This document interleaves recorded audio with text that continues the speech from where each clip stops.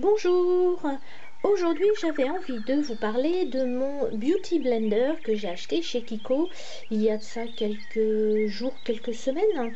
Donc ça fait un petit moment déjà que je le teste comme il est vraiment pas très cher, je voulais rapidement vous faire une revue pour que vous ayez la possibilité, si vous le vouliez, de l'acheter. Et ben c'est parti pour la revue. Mais qu'est-ce que c'est qu'un Beauty Blender ?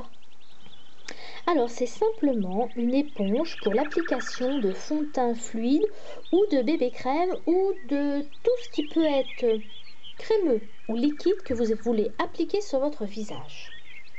Et combien ça coûte? L'aspect pécunier. Et oui, c'est quand même assez important. Vu le paquet de trucs que j'achète en maquillage, oui, c'est quand même un sujet très important. Donc celle-ci, je l'ai achetée chez Kiko. Elle a coûté 3,90 €. Je sais qu'il y a beaucoup de marques qui en font. Je crois savoir que H&M fait également un blender à moins de 3 € ou à 3 €. Essence également. Enfin, vous allez pouvoir trouver plein de blenders, surtout que ça commence à devenir bien à la mode. Donc je pense que vous pouvez trouver pour des prix abordables, à savoir moins de 4-5 €. Alors évidemment, il y en a à 28, il y en a à 15, pas de problème, hein. Ça, pour les prix, vous trouverez tout ce que vous voulez en prix. Et comment tu as connu le Beauty Blender, toi? J'ai découvert tout simplement ce produit en lisant un blog. C'est le blog de Mademoiselle KitKat. Je vous conseille d'ailleurs d'aller le lire, il est très intéressant. Donc j'ai dû en entendre parler l'année dernière, je sais plus trop, on va dire vers, je crois que ça devait être octobre-novembre, un truc comme ça. Donc elle avait fait une revue là-dessus, ça m'avait intéressée. Et puis j'étais passée à autre chose, et puis je m'entendais quand même de plus en plus parler. Et comme je suis curieuse, je voulais absolument en acheter un. Sauf que je n'ai pas la possibilité d'acheter celui de Essence, qui est quand même pas trop cher. H&M, je n'ai pas d'H&M cosmétique à côté de chez moi. Alors si, mais un tout petit micro rayon où ils vendent du gloss et des barrettes, quoi. Vraiment, ça se limite à très peu de choses. Et puis en fait, quand je l'ai vu chez Kiko, je me suis dit allez, il est pas très cher, achète-le. Et sinon, ça se nettoie comment?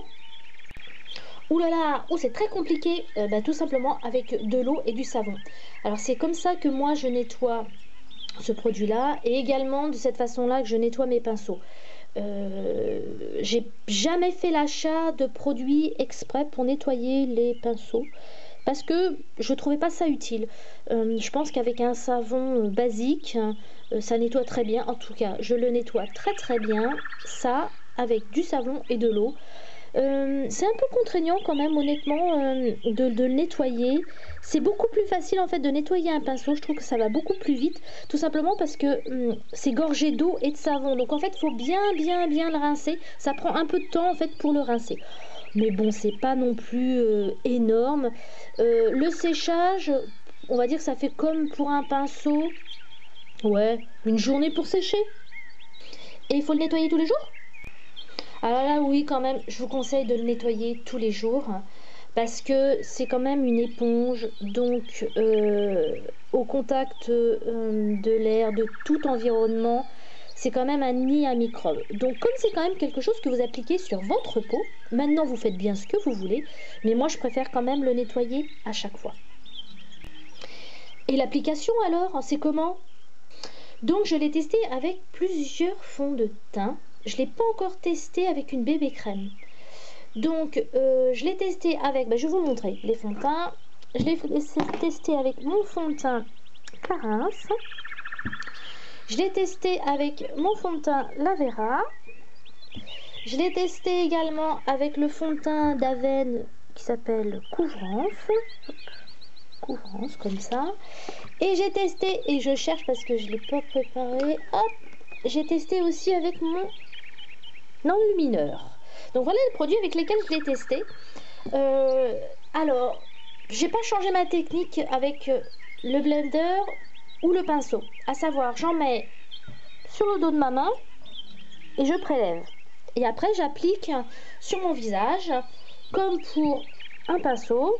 Je pose sur mon visage, ou avec un autre pinceau, la même chose. Je prends et je l'applique sur mon visage. Et c'est pareil le fini et le rendu? Alors pas tout à fait. effectivement, j'ai trouvé une différence entre l'application avec mon pinceau. J'ai pas énormément de pinceaux pour le teint, j'en ai deux, vous voyez. Je me suis pas encore, on va dire, un peu pris la tête à trouver des pinceaux. Et c'est vrai que les pinceaux pour le maquillage, je trouve ça mais exorbitant au niveau du prix. Donc bon, ça, ce sera le sujet peut-être d'une autre vidéo. Mais j'ai pas investi dans les pinceaux, en tout cas pour le teint. Pour l'application des fards ou autres, j'ai un peu investi, mais dans le teint, non. Donc j'ai celui-ci, le basique. Je sais même pas la marque d'ailleurs, il n'y en a pas dessus. Après, j'en ai un autre Make-up Academy, le F2. Et donc le fameux blender. La différence, effectivement, le rendu est différent. Pourquoi? Parce que avec un pinceau, je vais vraiment schématiser, hein, j'espère que vous comprendrez ce que je veux dire. Avec un pinceau, on va appliquer. On va appliquer en rentrant un peu. Pareil pour celui-là. Celui-là, je l'utilise effectivement différent, je l'utilise en rond. Et le rendu, effectivement, est également différent avec ce pinceau qu'avec ce pinceau. Le blender, on l'applique, alors moi, en tout cas, c'est de cette façon-là que je fais, en appuyant, c'est-à-dire en tapotant. Et j'ai vraiment l'impression qu'avec ce genre de produit, mon fond de teint rentre plus dans ma peau. Plutôt que d'être posé sur la peau, là, j'ai vraiment l'impression que ça rentre un petit peu plus. Et je trouve du coup que ça fait un peu plus naturel. Avec ce produit-là, on met plus de fond de teint ou de crème avec? Alors, ça va être le petit hic de ce produit-là.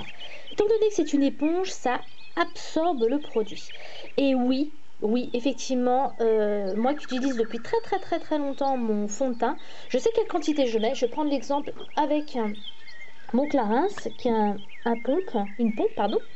Moi, je mets une seule pompe et ça fait sans problème tout mon visage avec un pinceau. Avec l'éponge, je suis obligée de mettre, on va dire, une pompe et demie, voire deux. C'est-à-dire que je pense que l'éponge absorbe déjà pas mal de produits.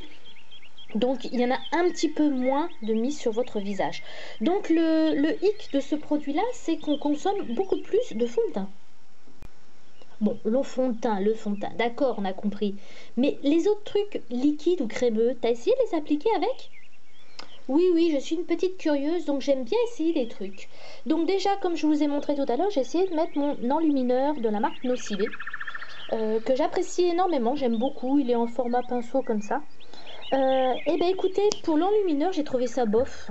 Alors il est vrai que peut-être que le mien est un petit peu, on va dire, trop pâteux. Il est un peu vieux, faudrait que je le change, ça fait un petit moment que je l'ai. En tout cas, le résultat avec ça, c'est vraiment pas terrible. Ça, bof. J'ai essayé également des nettoyants. Donc j'ai essayé de me démaquiller avec. Alors là, je vous dis tout de suite, c'est catastrophique. Parce que le produit absorbe tellement que ça mousse. Enfin, c'est pas super pratique. Mais bon, pourquoi pas.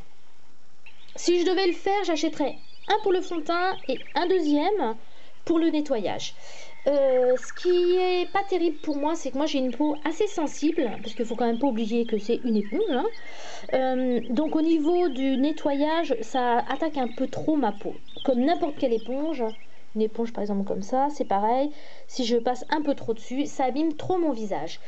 Et c'est super sale quand tu l'as utilisé? Alors après une seule utilisation, effectivement, il n'est pas très sale. Je vais vous montrer, j'ai fait exprès. Donc voilà ce que ça fait.